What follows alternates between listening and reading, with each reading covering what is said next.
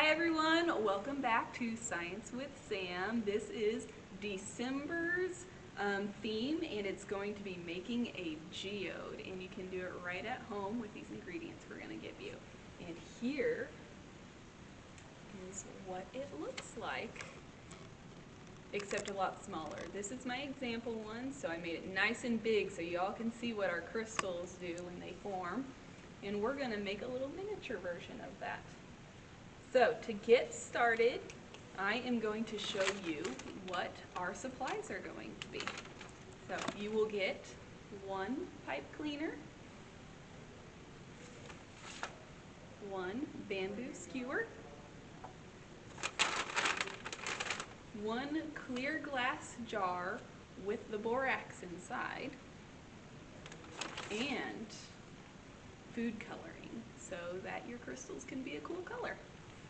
Alright, so let's get started. Some supplies that you will need from home include either a stovetop, or right now here I have a hot plate and a pan. So we're going to heat up our water and boil it. So we're definitely going to need some parental assistance today. So get your parents or an adult to help you with this, because this is going to get hot. You will also need a 1 cup measuring cup and water. So I brought some water here with me. You might have a sink next to you. Any water is fine. Tap water, bottled water, it'll work. So the first thing we're going to do is we're going to turn on our stove or burner, and we're going to put 1 cup of water in there to start getting it boiling.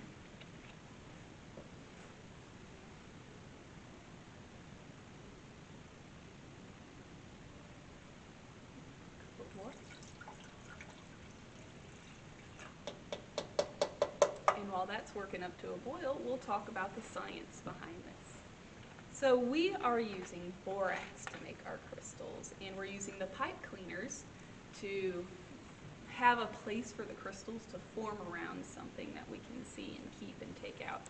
So borax is an example of a crystal itself. It's a solid with flat sides and a symmetrical shape. Symmetrical meaning it's got the same even amount of sides, because its molecules the molecules in borax are arranged in a unique repeating pattern. So every crystal has a repeating pattern. If you've ever seen any around, a popular one is quartz crystal.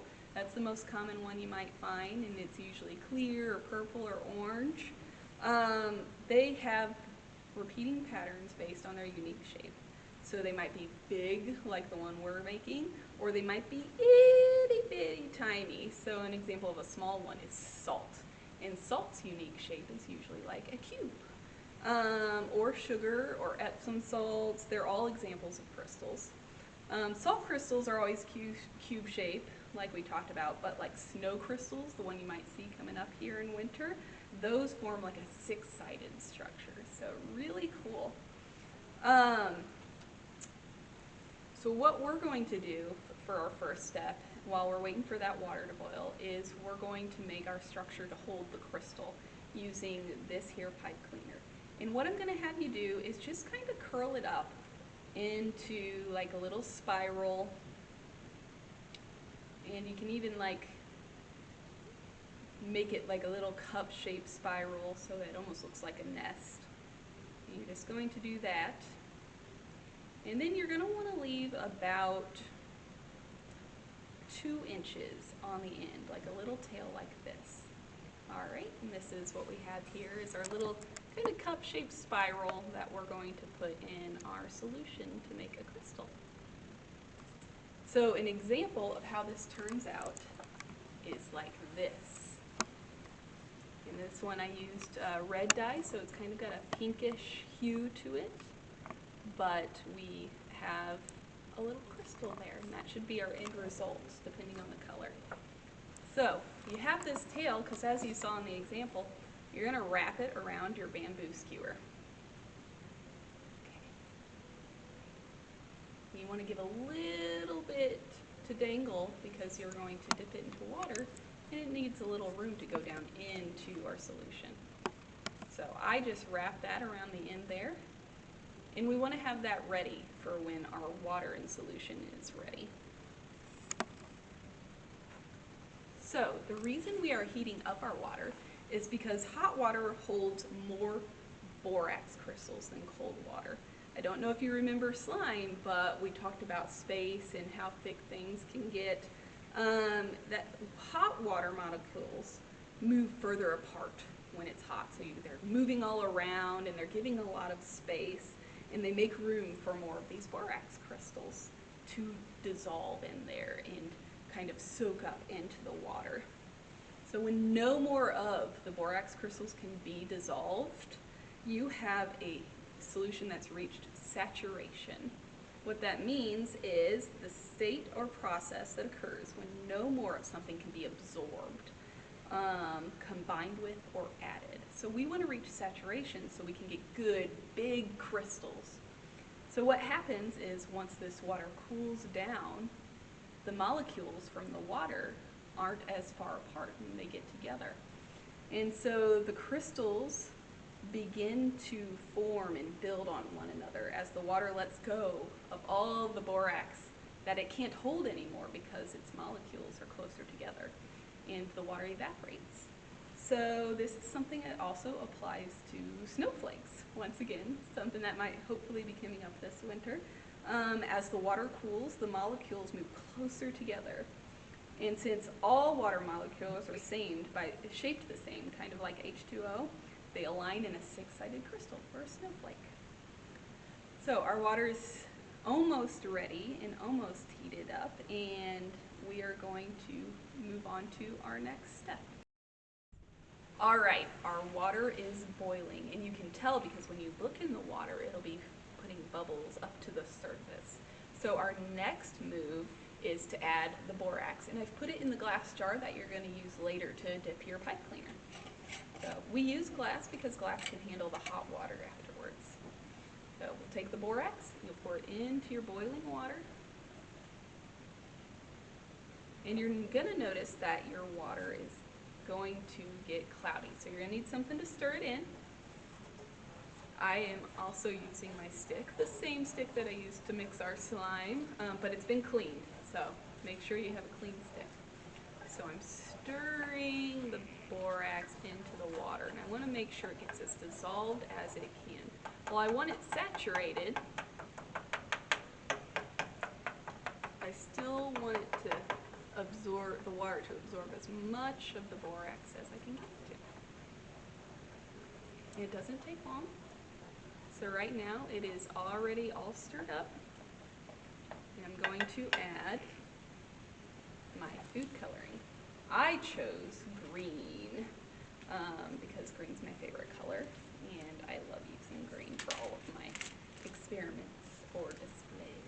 So I'm going to pour my green food coloring drops in there. Ooh. There we go. And then I'm going to mix it up again, make sure all that food coloring gets in there. And I'm going to turn off my heat.